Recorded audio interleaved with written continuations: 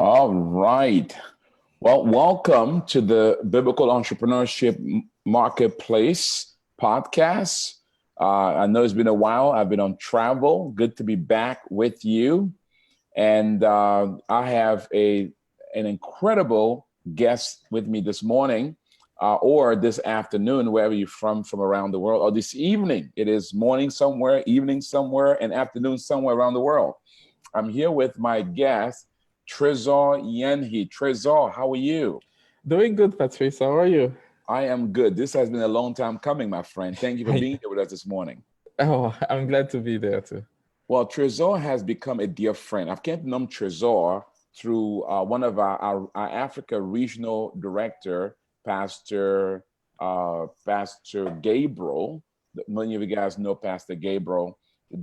Him and Tresor are great friends. I'm going to ask them how they got to know each other. They'll tell me about it. They always fight like cats and dogs, but they're great friends. They're like brothers and sisters.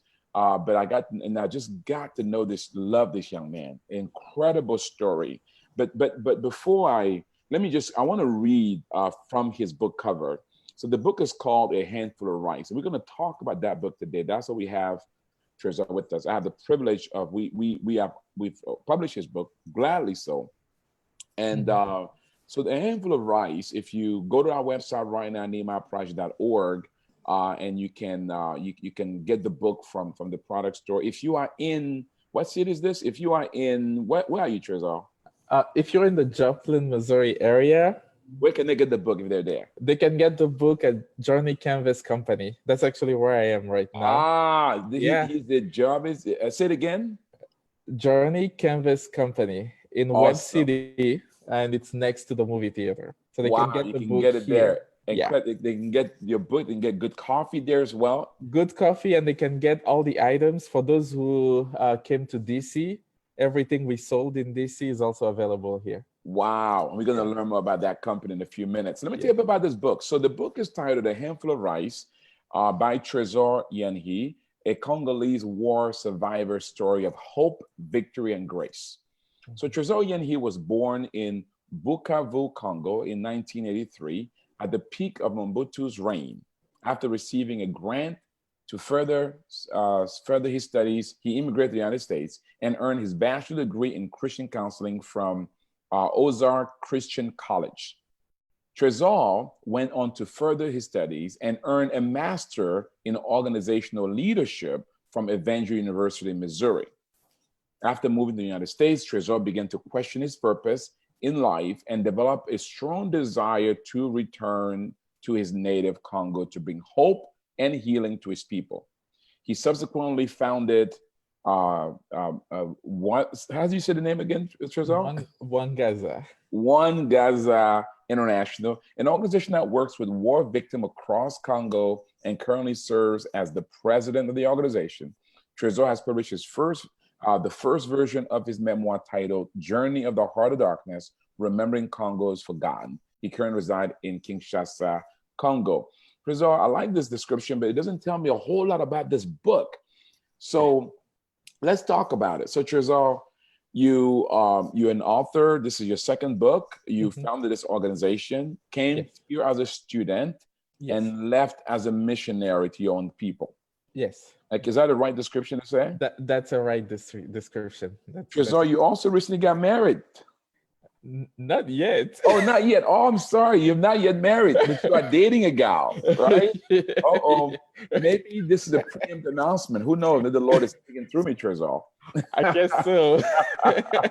So I pray that your girlfriend listens to this podcast. Turn and say to you, "Where's my ring?" I know, you're going to get me in trouble. Well, Tresor, you're a man of vision, a man of drive and determination. So before we get to the book and all that stuff, what made you that? I mean, tell us about what helped to shape Tresor? I would say one is the context in which I was born. Okay. I think you and I were in a discussion at you remember when we had dinner with everyone that you were coaching. Yeah. And talking about the context, being born in a time where this dictatorship and all kind of things was happening, then experiencing wars and experiencing all sorts of instability, and finding Jesus in the midst of that. Mm. And then so when he becomes the anchor of my life, that really starts shaping me. But then it's also the experience of walking together with other Christians, because there's no me if there's not all the voices that speak into my life and help me move towards the what the goal is. Wow, wow, Yeah. that's incredible. And so Tresor, so you grew up. What is it, somebody getting a coffee over there? Yes. It's a business. Tell us about the Yes. business. Tell us about where you are right now and about this company that's been so gracious to let you not only do this interview here today, but also carries your book and the products from your organization. Yes. Well, so I am at Journey Canvas, Journey Canvas Company. So those of you who have been to DC probably saw our table. We had dolls and we had all sorts of stuff, bags, and Tammy was helping me. And so this is the business that Tammy started, and it's a very unique place because you get people get to come here and learn how to. They get to paint and express themselves through art, but they also it's become also a home for our work here. And so my books are available here, and also all the products that have been made in Congo. Because what we do when we empower people economically, we teach them how to make stuff. So they make bags and they make all kind of accessories. And this is the only place in the country that you can find it in store. Wow. So it really supports the ministry. Yes. So they can go there and buy products that are made by the people you help in Congo. Yes. So they've got good products also for a good cause. Yes. Is that what I'm hearing you Yes. say? Yeah, and they're very good coffee too. Awesome. Awesome. Yeah. Is it Congolese coffee, by the way? They have Congo coffee. Yes. Wow. There's some very good Congo coffee. I've been to Congo a few times, and guys, they make great coffee. Yeah. So, is there a website for this coffee shop they can go to? They need to get more information. Not yet, but they can find them on Facebook. Okay. Journey Canvas Company. They'll find them there. Awesome. Awesome. Mhm. Awesome. Well, excellent. So, Tresor, now you wrote this book. Yes. Tell us about your motivation. What led you to write this book? Okay. So my motivation really, I would say, it's inside the book. When people read that, they'll stumble on a story. It's kind of a flashback of what happens in 2006. So I was going to this place. It's a village in eastern Congo, and there were a lot of women who were rape victims there. So one of the ladies in that place told me her story, what happened to her. Mm. She was raped by multiple men, and she still had scars. And she looks at me in the eyes, and in Swahili, she tells me, "You go and tell my story, so no other woman will go through what I went through." Wow. I was very that really scared me. I wanted to run away. But then I remembered that before I went to Congo that time, because I was still a student at that time, a lady here in Joplin had given me a journal, and she had told me to write the stories that God would do during my trip. So I wrote that story in there, and I still have a picture of that lady because I think that she is the motivation of for most of the things I do today.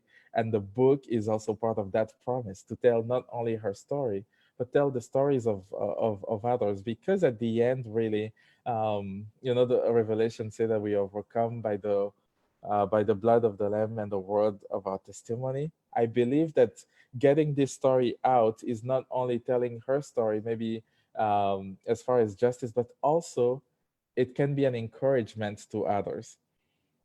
So that's kind of what my motivation was, that there is a story that needs to be known, because there are people in Congo who need their stories out. Their story has never been told. people don't know about the Congolese. They've never met the Congolese. And this is a way for them to meet. But also for all the Christians, it's a way for them to actually hear a testimony and see how in God we have hope, we have grace, and we have victory. And there's so many things in here that even if you live in Washington D.C. or in Orlando or in Portland, that you can contextualize and see how God has worked. Wow, powerful. Tresor, most of our listeners, particularly those who are Americans, as they're hearing this, they're wondering first, where's Congo? Mhm. What is Congo? Yes, All they know about Congo may be negative. yes. Give us a little context of Congo. Where is Congo? What is Congo? Why should it matter? Congo is right in the middle of Africa, the central part of Africa. And I believe it matters because one, of course, as Christians, we need to be involved in spreading the gospel and being the hands of feet and feet of Jesus everywhere. But also, I believe that as we've been everywhere, I hear about empowering people economically. I believe that Africa's um, empowerment starts in the heart of it, which is in Congo, a country that has enough mineral wealth to to provide everything for the whole continent. There's millions of acres of land that could feed the entire continent. It's a land of opportunity, and so I think it matters because people needs to know what happened there and what that place could be, so that everyone could actually be part of that opportunity. And I believe that it matters to them as much as it matters to us, because at the end, if you have a Tesla car, everyone wants a Tesla. I don't know if I'm allowed to say a No, go brand here. ahead. Go ahead. If you have a Tesla car, you were 2 weeks ago, you were just where they mine the cobalt those guys need for their battery. Wow. It also matters that people needs to know I have an iPhone here, that where does the mineral come from and how is it mined? So in a way, we are all included in the Congo story. So, but our listeners and viewers may be saying, okay, it sounds like Congo is a wealthy country, Yeah. but yet the pictures and imagery that I see in here is not of a wealthy country. Could you connect? What's the disconnect? I think the disconnect is in the instability that has been almost chronic since the 1960s, and also the way the country has been perceived. And I believe that there is the country is at a crossroads right now, where we all need to help shape the future of that nation. It's a contrast, all this potential and yet all that poverty. And the difference could be just that some people just needs to take that as a cause, so that justice would be done and that the people of Congo would also benefit from what is in their land, um, but also that it can be a place of opportunity for those who are looking for ways to invest, because it is a place of opportunity. And we Wow. have all of us have an interest in helping that place thrive, because it will be a blessing for everyone. And you've done that, you along with your supporters out of Yeah. particularly Missouri, but throughout the United Yes. States. Tell Yes. us a bit about that. So, because of what you just said, you took it Mhm. upon yourself to Mhm. launch this NGO Yes. that is based in America, but Yeah. truly for the purpose of benefiting Congo. Tell us about Yes. the NGO and the people behind it. So I think one of the things we needed to establish was to not do NGO like it's always done. I'm not going to come into the stereotypes of um, NGO with lots of overhead and not really transforming lives. We wanted to actually make a difference, work ourselves out of a job. And the great thing in that was that God has just brought a lot of like-minded people in this. This is a small area. Joplin is about 50,000 people, and maybe the surrounding area not very big. But within here, there's a lot of people who have understood the cause, who have really decided to take part of this mission, and they are really helping provide water, create economic empowerment, send kids to school, because they understand the kingdom impact that that has in so many ways, in empowering the children there, and also making sure that God's word is propagated in Congo. Wow, that's incredible. And I want to thank those in Missouri and all of those who support this organization. I've Yeah. been to Congo and I've seen firsthand the people who you employ there and the Mhm. children who you help there. It Mhm. must be gratifying, Tresor, to be that kind of ambassador for America and for your country. Typically, when you hear NGOs, it typically is a foreigner, for lack of a Mhm. better word, coming into another country and helping. But in this case, it is you are it's your country. You create this organization. This Mhm. is your ministry. You've given yourself fully for the transformation of your own country. Yeah. How does that And it's feel? how it's how the kingdom works, really. Mm, Because so I think it's a way of thinking about our identity in Christ. Because here we are, we have people from all over America, from all over Canada, from other places who are coming together and putting whatever resources they have. Some don't have much, but they understand that it's a kingdom cause. So it goes beyond skin color or language or earthly citizenship. It becomes on, let's advance the kingdom. And I think that wow. that's the mindset that has been really behind this, in taking a native Congolese and sending him back to his native nation, and putting the resources and the prayers and everything behind to see the mission accomplished. I think this is the best of do NGOs because here you have an indigenous person. It's his country. He knows the lay of the land. He's the face of that nation.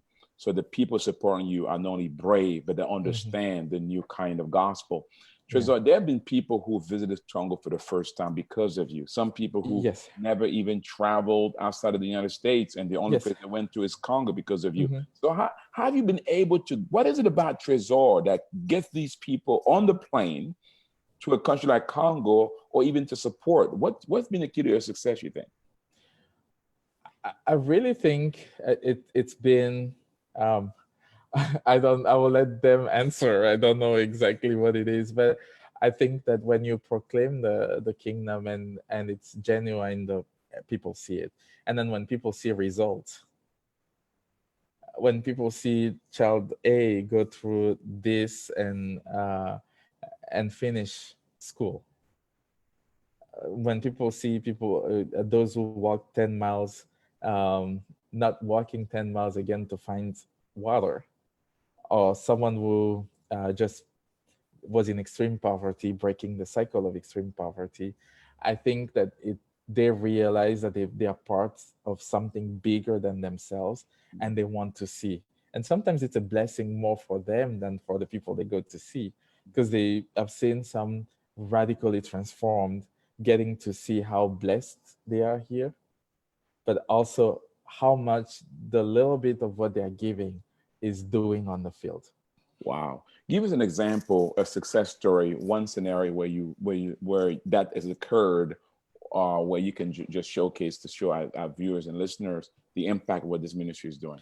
Yeah, so our viewers who are in Kinshasa will probably know the area of Kisenso, which is known was known as a place where if you live there, you're worthless. Mm. That was the identity of the people there. They when they had the jobs, it was the lowest thing, and there was a lot of poverty there. People in that area walked an average of 10 miles to find water, and it's not it's hills, and it's all kind of very difficult terrain. And God has really blessed us to be able to drill a well there. And for the past 2 years, that well has transformed that community. Every day, we provide water to about 600 families that represent almost 6 to 7,000 people. Wow. we have water purification systems that are made here in the US, in Indiana, that we get there, and that helps us fight waterborne diseases in that place. And so we've seen a community becoming stabilized, and now we're teaching them how to read. We're teaching them. We're starting a welding school. We're teaching them how to sew. We are building a community, and we're seeing the fruits of that. A community where life revolved around finding water. People now are in a place where they can be ministered to, where children can go to school, where there's less waterborne diseases. So that's just one of the examples of the many things that that has happened, especially in that area of water. Um, we've seen children in those areas. We had the first 4 high school graduates in our center there, and those graduates are the very first in their families to ever finish high school, and now we're sending them to university. Like, if you think Wow. about making an impact generationally, just that is a huge transformation. So, Tresor, if somebody listening right now is just inspired by what you just shared and they want to know more, is there a website? Where do they go to learn more about the Yeah, NGO?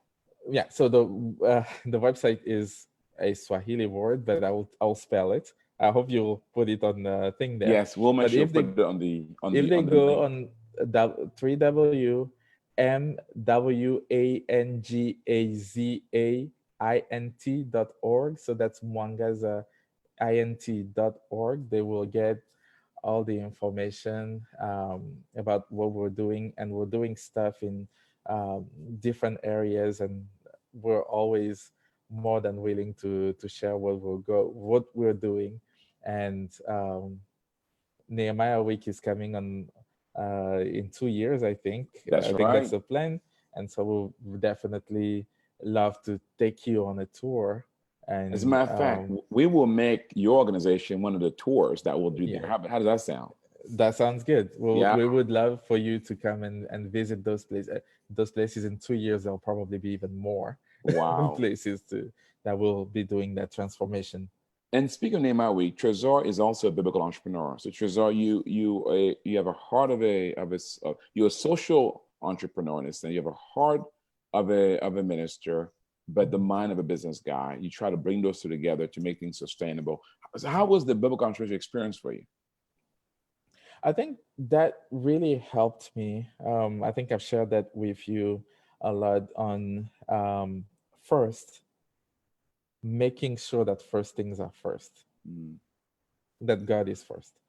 Second, also looking at everything I do from the kingdom's perspective. Um, what does it look like to be an NGO that strive for excellence and quality in every single thing? Like we always discuss, how do we serve the the people in those community the best way? How are we serving our donors with all integrity and the best stewardship? These are the things that the BE has really helped me with. We've had very good discussion, you and I, on how do we not just become another NGO, but one that really is an example of the kingdom being present. And so those were like the blessings that I've really had from that. I'm still just this bit from finishing BE3, I but I am gonna know. finish it. Let's make sure we finish it before Mexico so we can give you a certificate in Mexico. How does that sound? Yes. Awesome. Tresor, let's get to the book. So the Yeah. handful of rice. So what kind of stories, what can they expect from this book? First of all, it's a fast read. Yes, It's a it fast is a read. fast read. Most people have told me that they have gone through it in a day or a night or very quickly. It's very fast, and I think what I'm going to tell you is people have approached it from different perspective. I've had people who know the ministry. They found stories in here of things they have heard from me. They were able. This is something that they can share. It gave them a tool. But then there's people who didn't know about the ministry who are inspired by some of the stories here.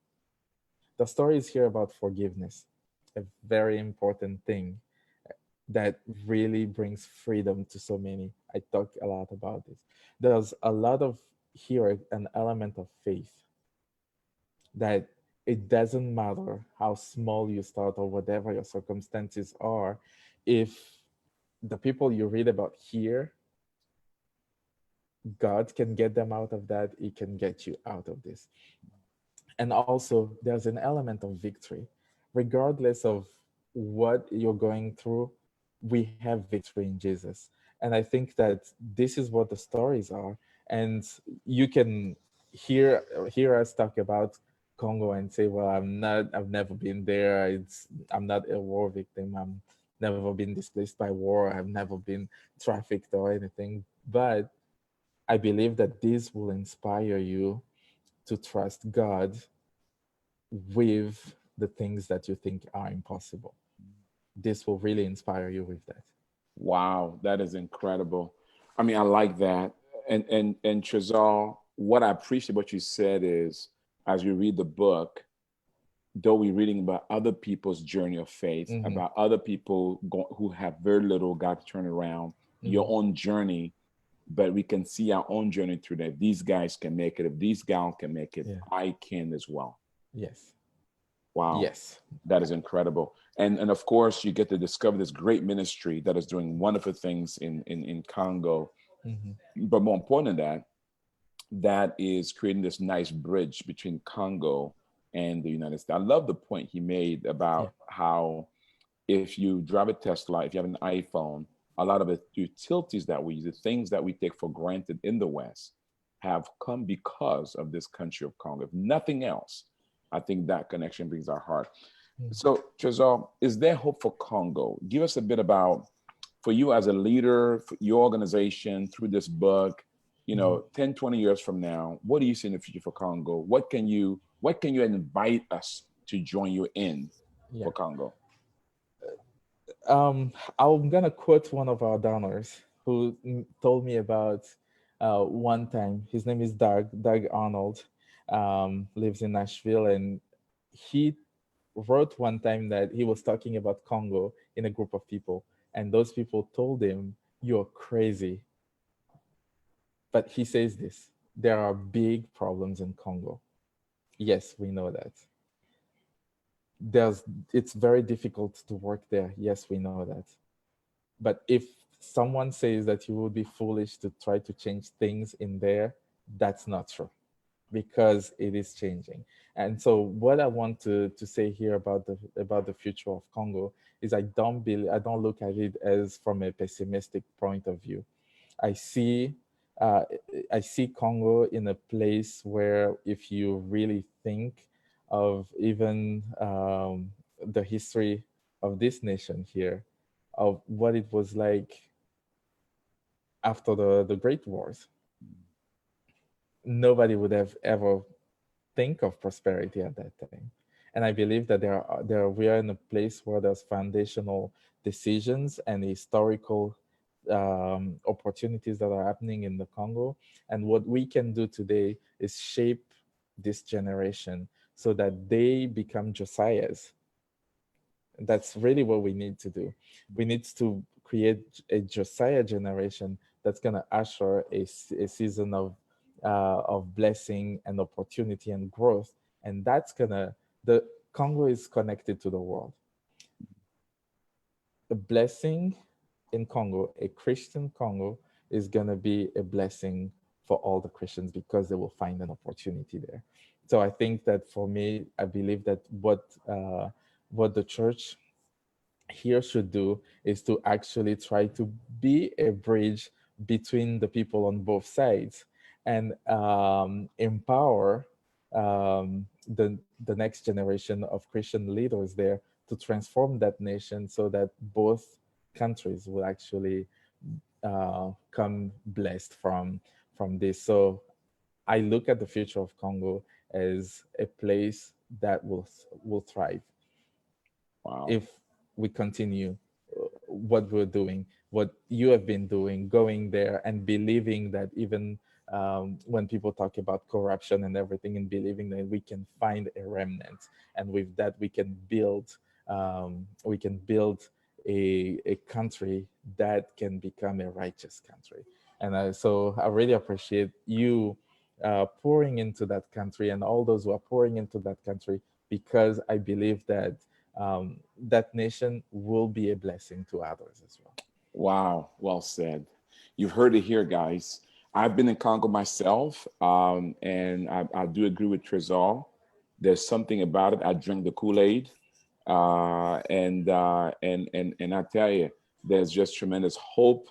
There's just tremendous opportunities, and we can partner with the Tresors of the world, and be a part of the solution. We will be blessed. I told our team in Kenya, and I just came out of Congo, and I was talking to the team in Kenya. I said, "Listen, guys, Congo, the success of Congo will fund Nehemiah throughout Africa." Yeah, that is true. Yeah, and so incredible. Tresor, what a just a great time, and we're gonna have you come back and just update us each time Yes. about the organization and the book. So, if you want to get a copy of this book, you can go to our website, nehemiahprice.org, and order there. But Tresor doesn't even know this, but in the next, I think today or tomorrow, the next couple of days, his book will be on Amazon, available on Amazon. Yeah. I think the shipment just went for Amazon today, I believe, to their stores, all the stuff, their distribution centers. And once it arrives there, his book will be live on Amazon. You can get it there as well. And in the next 6 months, the ebook version is coming. And then the audiobook is coming. And so it's going to be the next 12 months, just an opportunity to get this book to as many hands as possible, not just because of Tresor's story, but because of the story of transformation of the people in this country, and you partner with that. So get your copy today. Do not delay, and be a part of this. Tresor, so if they are in the Missouri area, want to get a book right there live or meet you there live, tell us again where they go. Tell us about that coffee shop again. So if they are in the Joplin area, Joplin, Web City area, they just need to come to Journey Canvas Company, and it's in Web City right next to the movie theater. Wow. And you can get a copy there of the book there, and also get Tresor to sign it there. If he's not there, talk to them. They know him. If I'm here, I will sign the copy. Oh, that's great. Tresor, so any closing words here as we wrap up here? What would you like to say? There are people listening from all over the world and watching from all over the world, and they may have an idea, a vision. They may have a heart for something, a country, whatever the case may be. What words would you share with them to encourage them? They can be a Tresor for their country or their community as well. Well, I think everything is said in I love it. In the title. So,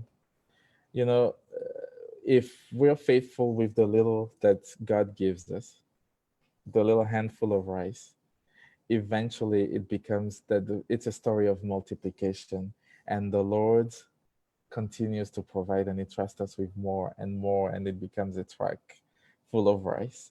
And when you think about the disciples, whenever the feeding of the 5,000 happened, they had to have the faith to know that whoever was telling them go and feed these people with not enough food, obviously, would multiply it. And so I would say, just trust the Lord, be faithful, just surrender to him totally, but also thrive to learn, seek wisdom and understanding from others, and surround yourself with voices that are going to speak life, truth, and empower you to do what you have. And always trust that the God that we serve is the God of the impossible. It may look like it's never going to happen right now, but you never know when 10, 15 years later you will be. I'm pretty sure you would not even imagine you'll be in Congo 20 years. You just celebrated 20 years of ministry. That's right. And so I believe that this is what I would tell everyone who's in that stage today. Wow. Tresor, thank you. Guys, Tresor Yenyi, the founder and president of Muzunga, did I say Mwangaza. Mwangaza, Yes. and the author of the book. Please put the book up again, A Handful of Rice, a story of multiplication, of hope, of grace and survival and victory. I Yes. like that. Thank you so much. Again, to learn more about the organization, we're going to have the website listed right there on the post. You can go there and learn about the organization. And if they want to connect with you personally, what do they do? Do you have a email address, something on the website they can just connect with? There's an email address, but they can also go to my page. Okay. So it's just my first and last name and Awesome. connect with me there. But they can go to the website and they'll have all the information as well, how to get a hold of me. Tresor, thank you so much, man. Keep up the good work. God bless you. God And look bless forward you. to having you back very soon. Thank you. All right. God bless everybody. God bless. All right. So, guys, you've heard it here. The hope for Congo and the opportunity that exists in partnering with Tresor, not just in purchasing his book, but he even can take you to Congo himself. Recently, for those of you who are with Nehemiah Project, you know about what's my good friend's name, about George Cope. George Cope was in Congo. He was there because of Tresor. Tresor took him there, facilitated that entry with him along with Pastor Gabriel. So if you want to be a part of the Congo transformation, contact this young man and he can be a part with you. All right. I hope you've been inspired and encouraged by this podcast. And so if you want more information about the Nehemiah Project, visit our website, nehemiahproject.org, nehemiahproject.org. You can post any information there. We'll respond back to you. If you need us to help you, to come alongside you, to encourage and support you along the side of building your own business or expanding your own company organization, you can just visit our website. Let us know. We can help you, come alongside you, and we can do that. With that said, may the Lord bless you, and may the Lord keep his eyes upon you, and may you use those talents he's given you faithfully, so that one day you can hear those wonderful words, "Well done, good and faithful servant. You've been faithful over the little things. He's going to make you rule over much." God bless you. Thank you so much, and talk to you again very soon.